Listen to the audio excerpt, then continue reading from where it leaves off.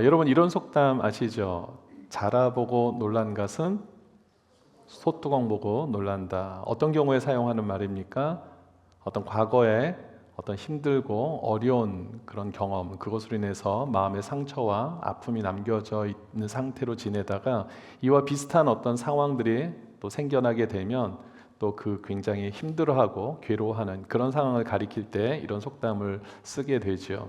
보통 우리가 트라우마라는 단어를 사용할 때도 지금 이와 비슷한 그런 상황일 때 사용하게 되는 것 같습니다.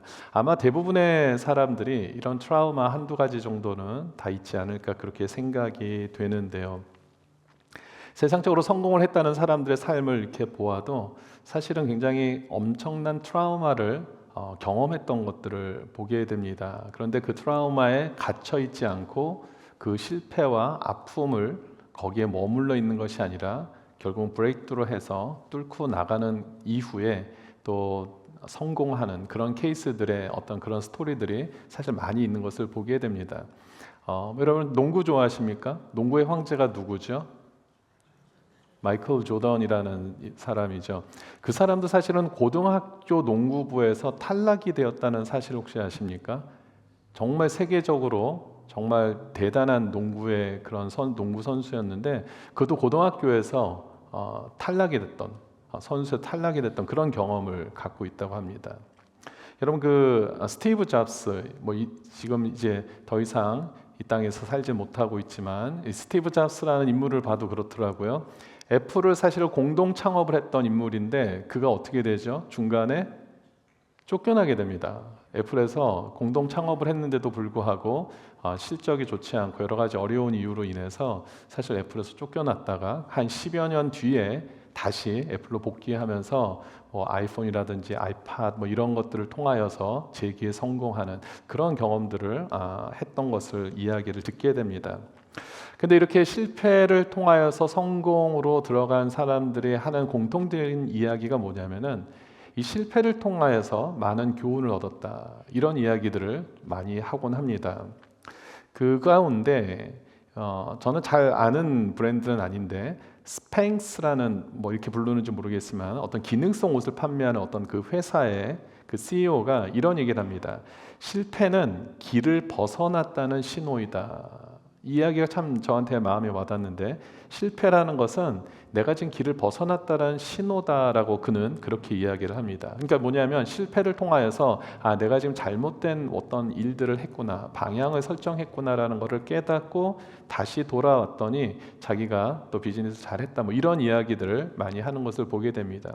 그러니까 세상 사람들도 실패를 실패로 놔두지 아니하고 실패를 통하여서 성공으로 갈 수 있는 어떤 좋은 교훈을 얻는 그런 모습들을 보게 되는데 그럼 성도들은 어떻게 해야 되는가? 성도들이 당하는 어떤 트라우마 같은 상황들, 인생의 어떤 쓰리쓴 그런 실패 상황들 속에서 성도는 과연 이런 상황들을 어떻게 극복해야 가는가? 이 부분들을 우리가 좀 살펴보려고 합니다. 오늘 본문이 바로 그런 중요한 핵심의 내용들을 우리에게 소개해주고 있는데 오늘 어떤 내용인지를 좀 살펴보면서 은혜를 나누고자 합니다. 오늘 본문 7절의 말씀을 다시 한번 보겠습니다. 자, 여기에 누가 등장을 하고 있습니까? 이스라엘 자손이 등장하고 있는데 이스라엘 자손들이 미스바에 모였다 함을 듣고 누가 쳐들어오죠? 블레셋이 쳐들어옵니다. 여러분 블레셋은 이 지중해 연안에서 넘어온 사람들로 그렇게 알려져 있는데 굉장히 강력한 군사력을 가지고 있었던 그런 민족이었습니다. 그러니까 만약에 이스라엘이 청동기 문화를 살고 있었다고 한다면은 같은 시대에 블레셋은 철기 시대를 살았던 그 정도의 문화적 격차가 군사력의 격차가 경제력의 격차가 났던 그런 민족입니까? 그건 굉장히 강하다는 뜻이겠죠. 근데 이 블레셋이라는 민족이 보니까 성경의 역사를 보니까 늘 변함없이 누구를 괴롭힙니까? 이스라엘을 괴롭히는 거예요. 툭하면 성경에 보면은 툭하면 블레셋이 나와서 이스라엘을 공격하고 힘들게 하고 괴롭게 하는 그런 악당 역할을 하는 것을 보게 됩니다. 그런데 지금 이스라엘이 미스바에 모였다함을 듣고 블레셋이 공격을 하고 있는 겁니다. 자, 그럼 중요한 질문이 있죠. 이스라엘은 왜 미스바에 모였습니까? 이스라엘이 왜 미스바에 모였는가가 중요하죠. 그들이 만약에 블레셋과 전쟁을 하기 위해서 준비하기 위한 모임이었다면 블레셋이 쳐들어와도 아무 문제가 되지 않습니다. 그런데 그들은 그런 의도로 모인 것이 아니었기 때문에, 비무장 상태로 모여 있었기 때문에 블레셋이 공격해 온다는 소식을 듣고는 모두가 두려움에 떨고 있었다. 그것을 우리가 7절 말씀을 통해서 보게 되는 거죠. 자, 미스바에 왜 모였는가? 여러분 아시다시피 이스라엘의 역사를 보니까 이스라엘은 하나님께서 약속하신 가나안 땅에 들어가면서 이제 가나안 정복 전쟁을 하게 되죠. 어느 정도 그 전쟁이 마무리 단계에 이르렀다고 됐을 때부터는 그 지역 가운데 굉장한 평안이 이루어지고 있었습니다. 근데 문제는 무엇입니까? 삶이 좀 살만해지다 보니까 어떤 현상이 벌어집니까? 하나님을 섬기는 일을 소홀하게 여기는 거예요. 하나님 말씀대로 사는 일을 무시하게 되는 것입니다. 그러면서 그 가나안 지방에 있었던 토속 신을 섬기고 많은 우상들을 섬기고 또 음행하고 퇴폐한 그런 삶을 살아가기 시작합니다. 그 시대가 바로 어떤 시대였습니까? 사사 시대죠. 오늘 지금 본문이 나와 있기 이전의 시대, 사사 시대에 그런 삶을 살게 됩니다. 그러다 사사 시대가 거의 끝나갈 무렵, 지금 오늘 본문에 이제 나오게 되는 그 중간 정도에서 어떤 사건이 벌어지냐면, 이때도 블레셋이라는 민족이, 지금 오늘 본문에 나왔던 블레셋이 이스라엘을 공격하는 겁니다. 그래서 이스라엘에 맞서 싸워서 승리를 하면 좋은데 그 결과 어떻게 됐냐면 블레셋의 승리로 끝나버립니다. 이스라엘 리더들이 모였어요. 우리 실패의 요인이 무엇일까? 우리가 언약궤를 가지고 나가지 않았기 때문에 우리가 졌구나. 그것을 깨달았어요. 그게 맞습니까? 틀립니까? 틀린 겁니다. 언약궤를 가지고 나가지 않았기 때문에 진 것이 아니라 하나님 앞에 이 전쟁을 놓고 기도하고 하나님께 이 전쟁을 맡기지 않은 것 때문이죠. 그러니까 하나님을 찾지 않고 하나님을 의지하지 않고 자기네 방식대로 살다가 전쟁이 일어나니까 또 다시 자기의 방법대로 전쟁을 치르다 보니까 결국은 패배를 하게 된 것입니다. 그런데 그들은 잘못된 결과를 가지고 온 거예요. 우리가 언약궤를 가지고 가면 이길 수 있다 해서 결국은 언약궤를 가지고 전쟁터에 나갑니다. 근데 이 소식을 누가 들었냐면 블레셋에서 들었어요. 블레셋이 듣고는 어떤 현상이 벌어지냐면은, 사무엘상 4장 3절 말씀을 먼저 한번 보겠습니다. 사무엘상 4장 3절 말씀을 보니까 여기에 이스라엘 백성들이 이렇게 얘기를 하죠. 그것으로, 후반절입니다. 그것으로 우리를 우리의 원수들의 손에서 구원하게 하자. 그러니까 언약궤를 가지고 마치 부적처럼, 샤머니즘 신앙처럼 언약궤만 있으면 우리가 이길 수 있다. 우리 안에 이런 샤머니즘적인 신앙생활이 혹시 있지 않습니까? 있을 수 있죠. 성경을 머리 옆에 두고 자면 잠이 잘 올 것 같다는 그런 어떤 생각을 하는 분들도 계시고, 또 뭐 그런 종류의 많은 어떤 그런 부분들, 우리 안에도 사실은 믿음 생활을 한다고 하지만 샤머니즘적인 신앙생활을 하는 경우들이 사실 보이지 않게 있을 수 있습니다. 지금 이스라엘 백성들이 그런 차원이죠. 언약궤만 있으면 우리는 이길 수 있다. 완전히 잘못된 판단을 해버립니다. 그리고 아까 말씀드린 대로 블레셋도 그리고 이 사실을 알게 되었어요. 그래서 언약궤가 전쟁터에 등장하자 블레셋의 반응이 참 재밌습니다. 4장 7절의 말씀을 보니까 블레셋 사람이 어떻게 합니까? 두려워했대요. 그러면서 신이 진영에 이르렀다. 그러면서 막 우리는 화로다. 전에는 이런 적이 없었는데 이제 언약궤가 들어왔으니 우린 이제 망했다. 지금 블레셋도 사실은 그것을 인정하게 됩니다. 하지만 어떻게 해야 되죠? 전쟁터에 왔으니까 전쟁은 해야 되고, 그래서 다시 전쟁을 재개하게 되는데 이때 완전히 이스라엘이 박살이 납니다. 블레셋의 대승으로 끝납니다. 그러면서 그때 가지고 나갔던 언약궤를 빼앗기게 되죠. 자, 그러면서 시간이 이제 차차 흘러갑니다. 그 사이에 많은 또한 에피소드들이 있지만은 오늘은 그 내용은 생략하고, 결국 블레셋이 언약궤를 소유하실 수가 없었습니다. 소유할 수가 없어서 결국은 이스라엘 진영으로 이 언약궤를 돌려보내게 됩니다. 그래서 기랏 여아림 이 지역으로 이 언약궤를 돌려보내게 되는데, 여러분 블레셋에게 빼앗겼던 언약궤가 돌아오니까 기쁠까요? 슬플까요? 당연히 기쁘죠. 기쁘긴 기쁜데 이 언약궤를 마치 부적처럼 여겼던 이스라엘 백성들에게는 사실 언약궤가 돌아와도 아무 의미가 없었습니다. 신앙생활에 아무런 변화가 나타나지 않는 거예요. 여전히 우상을 섬기고 여전히 하나님 섬기는 것을 소홀히 여기고 그냥 늘 반복된 그런 삶을 살게 됐던 겁니다. 그런데 그렇게 20여 년의 시간이 흐른 뒤에 사무엘상 7장 2절 말씀을 보니까 오늘 본문의 바로 위의 내용들이죠. 자, 괴가 기럇 여아림에 들어간 날부터 20년 동안 오래 있은지라. 그리고 이스라엘 온 족속이 어떻게 합니까? 여호와를 사모하였다. 여기서 사모했다는 뜻은 여호와를 찾았다, 부르짖었다. 지금 그 의미를 담고 있습니다. 그러니까 어떤 이유인지 모르겠지만 이스라엘 백성들이 이제 비로소 하나님을 찾기 시작한 거예요. 하나님께 울부짖으며 하나님의 그 은혜를 기억하며 하나님께 도움을 요청하며 살아가는 모습으로 바뀌게 되었다. 지금 그 얘기를 하고 있습니다. 그리고 이때 바로 사무엘 선지자가 어떻게 합니까? 이 백성들이 마침 이 영적인 어떤 파도가 일어나는 그 찬스를 이용해서 자, 그러면 우리가 다 함께 회개하자.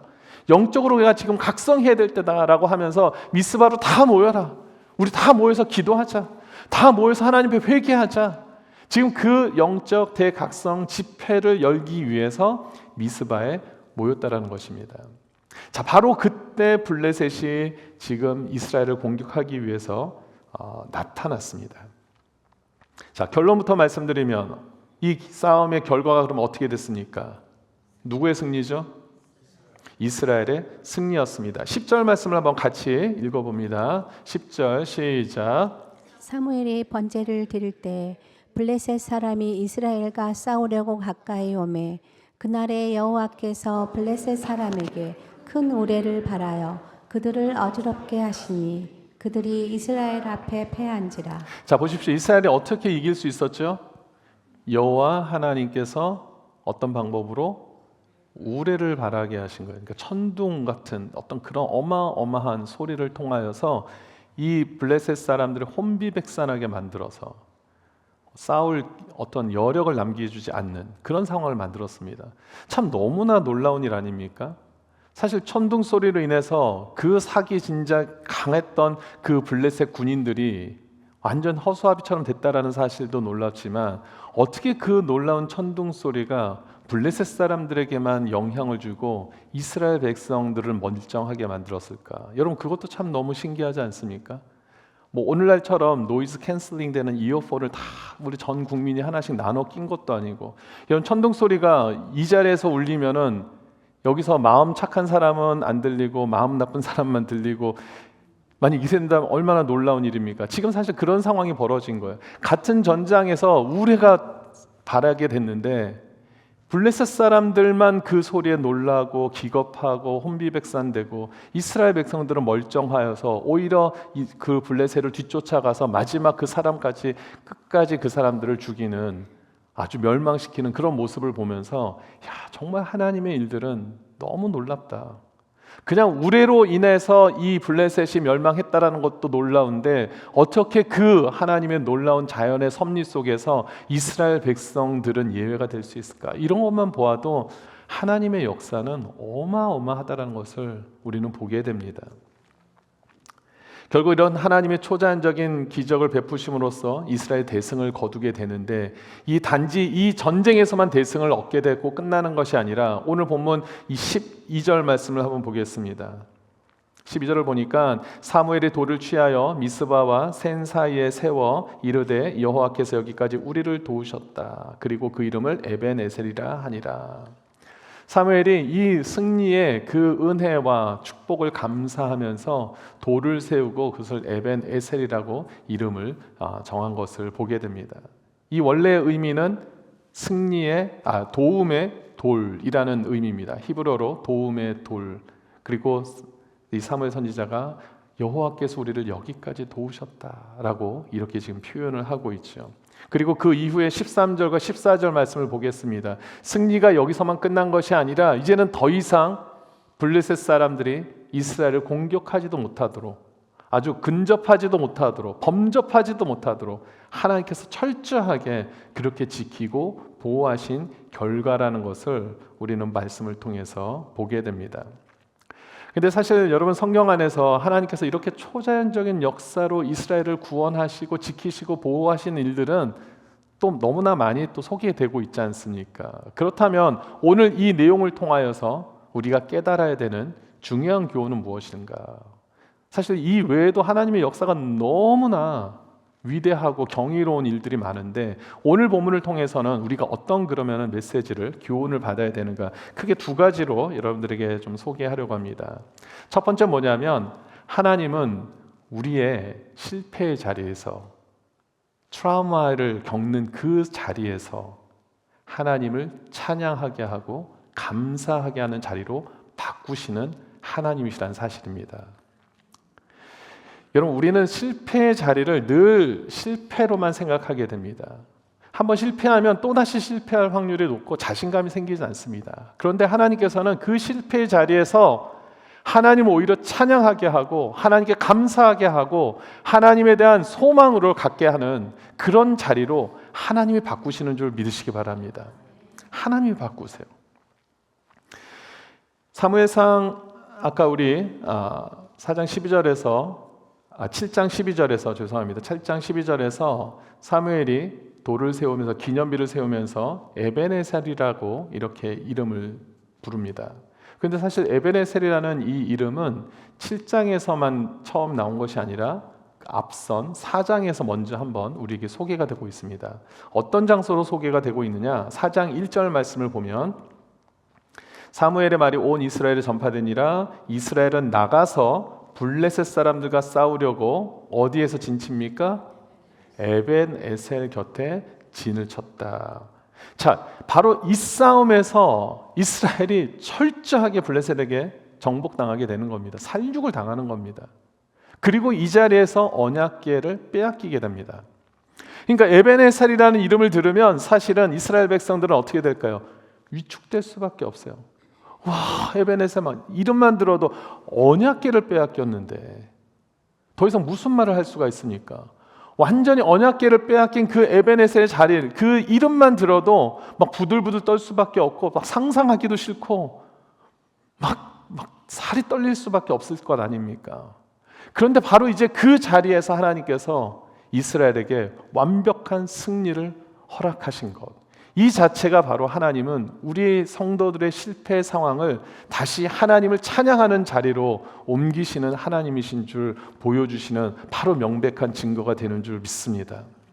어제의 실패의 자리를 하나님은 그냥 그 실패의 자리로 남겨두지 않으시고 하나님을 찬양하고 하나님께 영광 올려드리는 자리로 바꾸셨다는 사실입니다. 여러분들이 어떤 실패든지 간에 주님께서는 반드시 그 모든 문제 속에서 개입하셔서 그 자리를 오히려 하나님께 영광 올려드리는 자리로, 기뻐하는 자리로, 영광 올려드리는 자리로, 감사하는 자리로 바꿔주실 수 있는 그런 하나님이신 줄 믿으시기 바랍니다.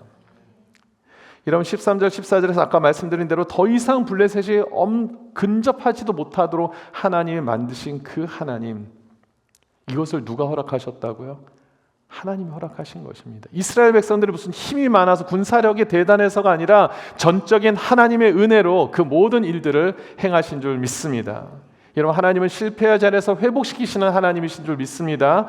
이사야서 61장 3절과 4절 말씀을 우리 한번 같이 읽어볼게요. 하나님께서 어떻게 역사하시는가? 시작. 무릇 시온에서 슬퍼하는 자에게 화관을 주어 그 죄를 대신하며 기쁨의 기름으로 그 슬픔을 대신하며 찬송의 옷으로 그 근심을 대신하시고 그들이 의의 나무 곧 여호와께서 심으신 그 영광을 나타낼 자라 일컬음을 받게 하려 하심이라. 자, 여기 보니까 슬퍼하는 자에게 화관을 주어 그 죄를 대신하며 기쁨의 기름으로 그 슬픔을 대신하여 찬송의 옷으로 그 근심을 대신하게 하신다. 우리 하나님은 완전히 모든 상황을 바꾸실 수 있는 하나님이신 줄 믿으시기 바랍니다. 5절 4절에서도 마찬가지입니다. 그들은 오래 황폐했던 곳을 다시 쌓을 것이요, 더 이상 아무런 희망이 보이지 않는 그런 자리에서 다시 하나님은 소망을 세워주신다라고 말씀하고 계십니다. 그 일들을 이루시는 그 하나님께서 지금도 저와 여러분들의 삶 속에 개입하시고 관여하셔서 이런 놀라운 일들을 행하실 줄 믿으시기 바랍니다. 우리 하나님 그런 하나님이세요. 너무나 좋으신 하나님, 능력의 하나님이십니다. 여러분 인생 가운데 어떤 트라우마로 지금 많이 힘들어하고 계십니까? 남에게 말 못할 어떤 실패 문제로 인해서 속상해하고 계십니까? 여러분 그 모든 것들을 주님께 내려놓으시면 어떤 트라우마도 하나님의 능력을 뛰어넘지 못하는 줄 믿습니다. 하나님 반드시 하나님께 맡긴 그런 모든 문제들을 하나님은 해결하실 수 있으십니다. 이미 그런 경험을 하신 분들 하나님께 찬양과 영광을 올려드리고 늘 감사함으로 나가시지 않습니까? 맞습니까? 여러분 실패의 자리에서 지금 머물러 계시는 것이 아니라 그 실패를 뛰어넘어서 하나님께서 승리의 길로 인도하시는 것 다 경험해 보신 분들 많으시죠? 그럴 때 여러분 어떻게 하셨어요? 감사하고 찬양하셨어요? 여러분 그것도 정말 은혜입니다. 정말 그것도 여러분들이 감사할 때 감사할 수 있는 것 은혜인 줄 믿으시기 바랍니다. 찬양할 수 있을 상황에서 찬양하는 것 은혜인 줄 믿으시기 바랍니다. 왜 그러냐면요, 그렇지 않은 경우도 너무 많은 겁니다. 이런 마가복음 5장에 보면 예수님께서 거라사인 지방에 들어가시게 돼요. 그런데 그때 누구를 만나냐면 이 무덤사에 살고 있었던 귀신 들린 한 사람을 만나게 됩니다.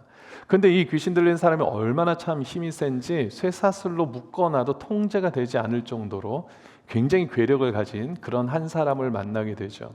결국은 예수님께서 그 귀신 들린 자의 귀신을 쫓아냅니다.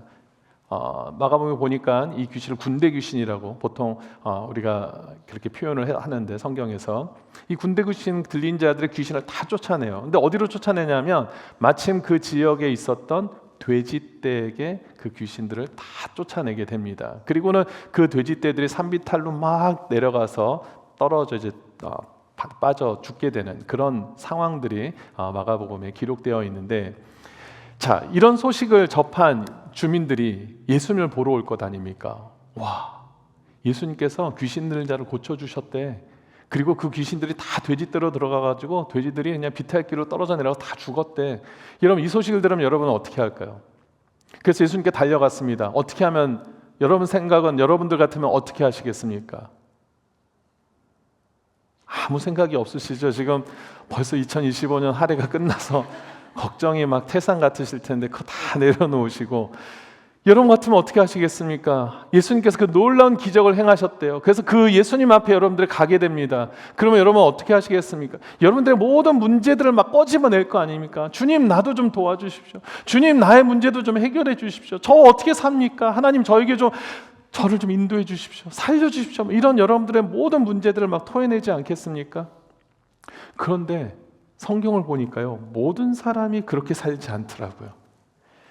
이런 같은 내용을 기록한 마태복음 8장 34절을 보니까 여기에는 이렇게 기록되어 있어요. 온 시내가 예수를 만나려고 나가서 보고, 여기까지는 다 똑같잖아요. 그 다음에 어떤 모습을 하냐면 그 지방에서 어떻게 하기를? 떠나시기를 간구하더래요. 그 예수님께서 놀라운 기적을 행하셨어요. 근데 그 돼지떼들에게 귀신이 들어가서 다 죽고 나니까 무슨 문제가 발생하겠습니까? 경제적인 손실이 발생하는 거예요. 그러니까 당장 그 놀라운 능력을 행하신 그 예수님께 초점을 맞추는 것이 아니라 지금 당장 우리 삶 속에서 손해를 입지는 않을까, 이런 거에 근심 걱정하느라 그 놀라운 예수님으로부터 받을 은혜와 축복을 지금 찬스를 놓치고 있는 너무나 그런 어리석은 인간의 모습들을 우리가 보게 되는 것이죠. 그러니까 여러분 찬양할 수 있을 때 찬양하는 거 감사한 일입니까? 아닙니까? 여러분 주님께 감사해야 될 때 감사할 수 있는 것 하나님의 은혜입니까? 아닙니까?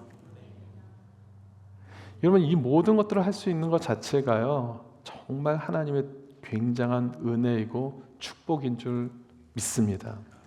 여러분들이 찬양할 수 있는 것, 여러분 그것만으로도 정말 여러분 2025년 마무리하면서 감사할 수 있어야 됩니다. 여러분 하나님께 여러분들의 모든 삶을 통하여서 정말 하나님께 감사할 수 있는 그 고백을 할 수 있는 것 자체가 이미 여러분들 하나님이 크신 은혜를 받으신 줄 믿습니다. 제가 이 장면을 보면서 무엇을 생각하게 됐냐면, 우리가 하나님의 축복을 거부할 수는 있어도 하나님은 언제든지 우리의 요청을 거부하지 않으시고 응답하시길 원하시는 하나님이시구나, 이것을 깨달았습니다. 우리가 오히려 하나님의 은혜를 가로막고 있는 것입니다. 우리가 오히려 하나님의 축복을 가로막는 것들이 너무나 많은 거예요. 하나님 언제든지 우리가 하나님을 찾고 하나님께 돌아와서 하나님께 간구하면 하나님은 모든 것들을 다 꺼내줘 내서 우리에게 주시길 원하시는 하나님이시라는 사실이죠. 우리 자매님들 많이 계시는데 친정 가셔서 뭐라도 이렇게 하나 갖고 오려고 그러면 어떻게 하십니까? 친정 부모님이 어떻게 하세요? 야! 손 떼! 이렇게 하세요? 아니죠. 어떻게 합니까? 막 더 보따리 막 그냥 보재기를 싸가지고 막 한 짐 두 짐 해가지고 막 주시지 않습니까? 저도 기억이 나요. 저희 외갓집에 이렇게 할머니 외할머님 댁에 가면은 막 우리가 저희 외가는 저희 어머님은 좀 이북 분이세요. 이북 분들은 이렇게 뭐 전, 녹두전, 뭐 만두 이런 걸 항상 냉장고에 냉동실 같은데 많이 보관해 놓으셨다가 명절 때 자녀들이 가면은 그걸 다 바리바리 싸가지고 막 이렇게 챙겨 주시거든요. 뭐 더 줄 거 없나 막 빈 냉장고를 열었다 닫았다 막 뭐 이렇게 딸들에게 주고 싶은 게 너무 많은 거예요. 여러분들도 그러시죠?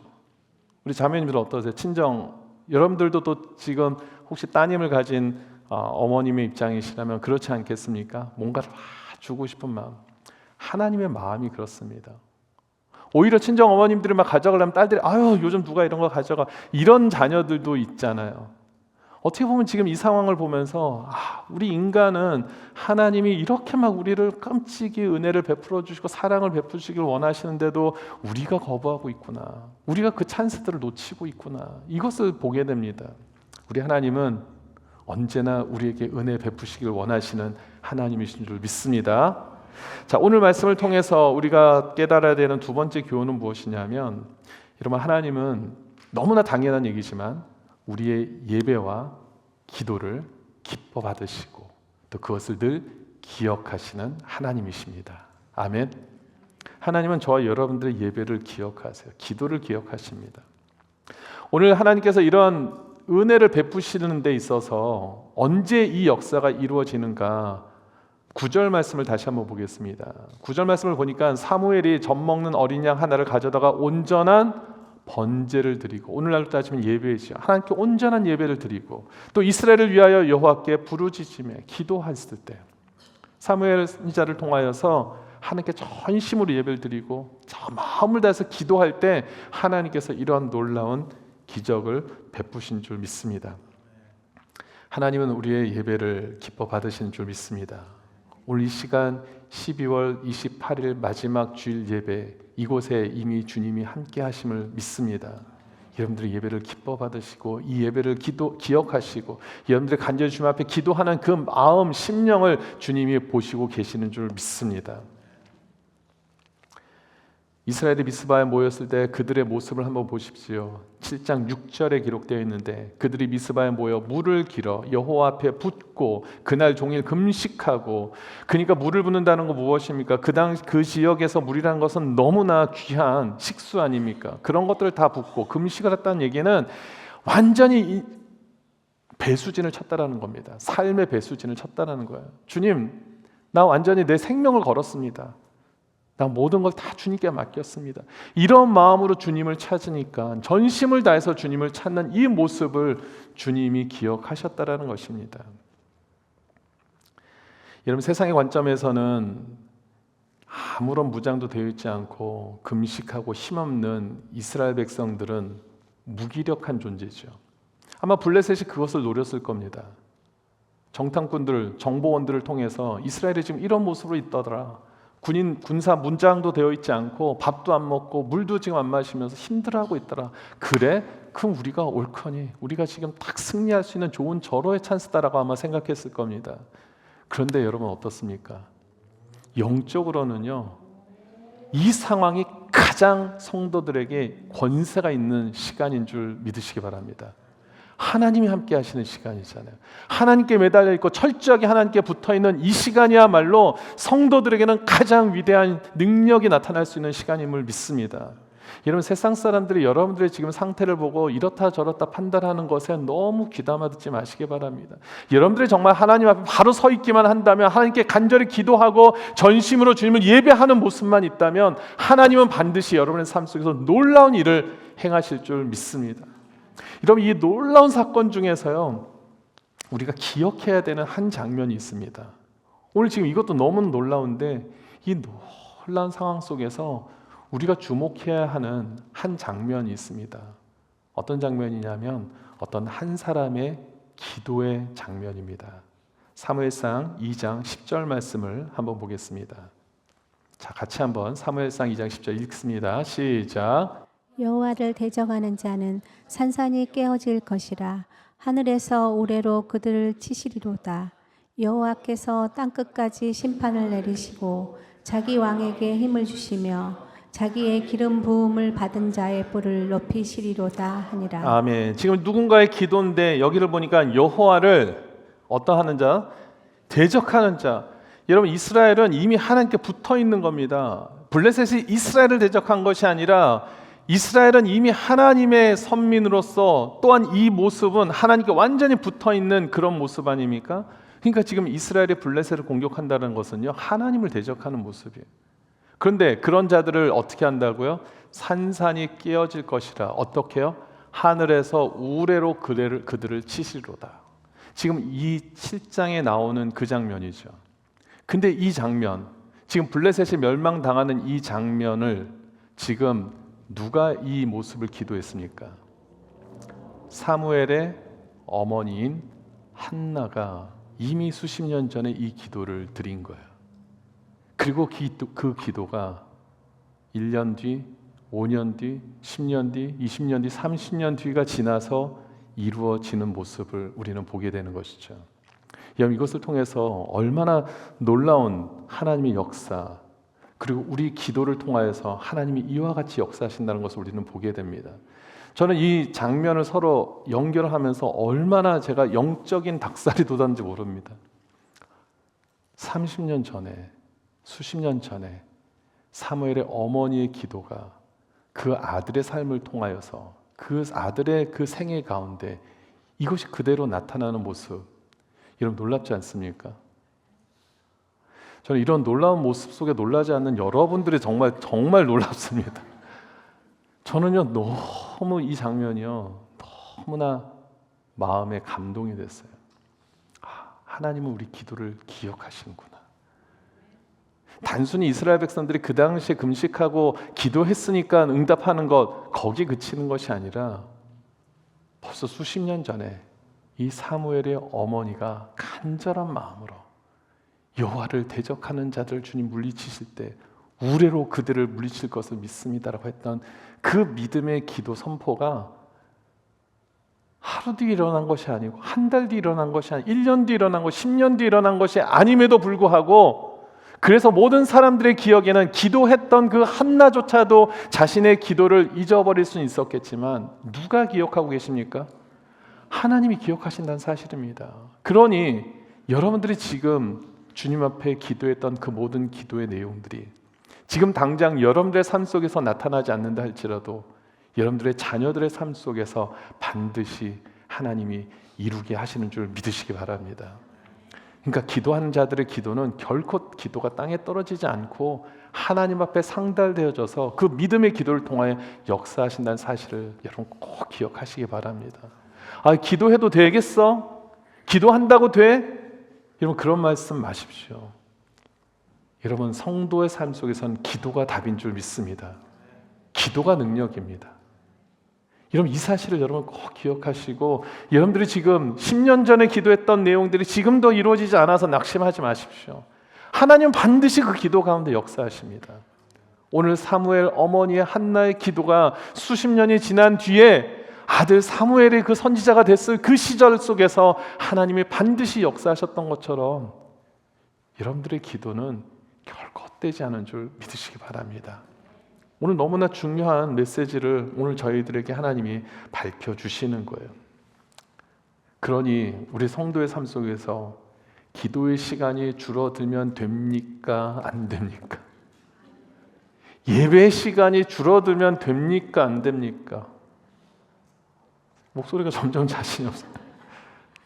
이런 성도의 삶 속에서 우리가 기도의 시간이 줄어들면 안 됩니다. 예배 시간이 줄어들면 안 됩니다. 2026년은 2025년보다 조금이라도 더 많은 그 분량의 기도의 자리로, 더 예배의 자리로, 은혜의 자리로 우리 성도님들 나갈 수 있게 되기를 주님의 이름으로 축원드립니다. 이제 말씀을 정리합니다. 하나님은 우리를 실패의 자리로 그냥 내버려 두시는 하나님이 아니십니다. 이 트라우마의 시간들을 통하여서 오히려 하나님께 회개하고 돌아오기를 원하고, 상황을 탓하고 환경을 탓하는 것이 아니라, 다른 사람을 탓하는 것이 아니라 오히려 내가 하나님 앞에 더 가까이 가지 못한 것을 깨우치고 뉘우치며 회개하고 돌이켜서 주님을 의지하며 나아가는 그런 자들의 삶을 통하여 하나님은 반드시 그 트라우마의 모든 문제를 깨부뚫어 주시고 온전히 회복시키시는 줄을 믿습니다. 그리고 한나의 기도를 기억하십시오. 하나님 반드시 여러분들 기도 가운데 놀라운 역사를 이루실 줄 믿습니다. 하나님 기도를 기억하십니다. 여러분들의 예배를 기억하십니다. 그리고 전심으로 주님 앞에 나아가는 그 모습을 하나님은 기억하십니다. 그 하나님께서 여러분들을 2025년 한 해도 지금까지 여러분들을 도우셨고 이제 2026년에도 여러분들을 도우실 줄 믿습니다. 아멘.